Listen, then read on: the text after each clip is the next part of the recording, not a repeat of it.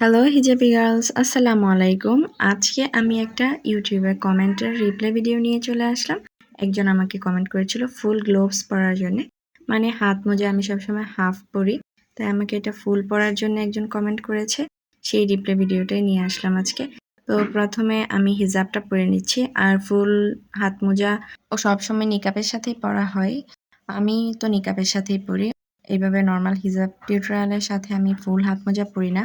আর হাত মোজা ফুল পরার পরে অনেক কিছু আছে যেগুলো হাতে ধরা যায় না, ফোনের টাচ কাজ করে না। যাই হোক, এরপরেও আমি ভিডিওটা দিচ্ছি।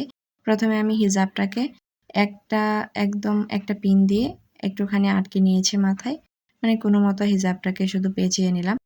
এরপর আংটিগুলো আমি খুলে নিচ্ছি হাত থেকে, কারণ আমি আজকে আরও অনেকগুলো ভিডিও করেছি, তো সেইগুলো আমি আংটিগুলো পরেই করেছি।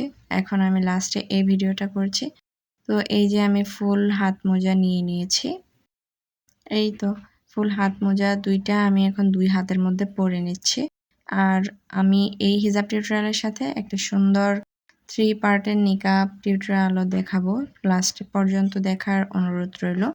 তো এই যে আমি একটা হাত মোজা পরে নিয়েছি, এখন আরও একটি হাত মোজা পরে নিচ্ছি। আমাকে এরকম হিজাব টিউটোরিয়ালের রিকোয়েস্ট করার জন্য আপনাদের সবাইকে অনেক অনেক ধন্যবাদ। আর এখন অনেক সাবস্ক্রাইবারও আমার বেড়ে গিয়েছে, আর ভিউসও বেশ ভালোই হচ্ছে। টিকটক, ফেসবুক, ইউটিউব, সবচেয়ে বেশি তো ইউটিউবে। যাই হোক, সবাইকে অনেক ধন্যবাদ আমাকে এত সাপোর্ট করার জন্যে। এই যে আমি হাতের মোজাগুলো পরে নিয়েছি, এখন আমি আংটি পরে দেখছিলাম। আংটি পরলেও কিন্তু অনেক সুন্দর লাগে।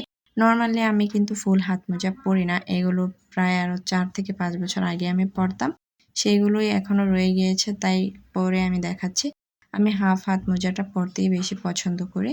এখন আমি নিকাবটা পরে দেখাবো। এই যে আমার 3 পার্টের একটা নিকাব ছিল, এটাকে আমি এখন এই হিজাবের উপর পরে নিচ্ছি।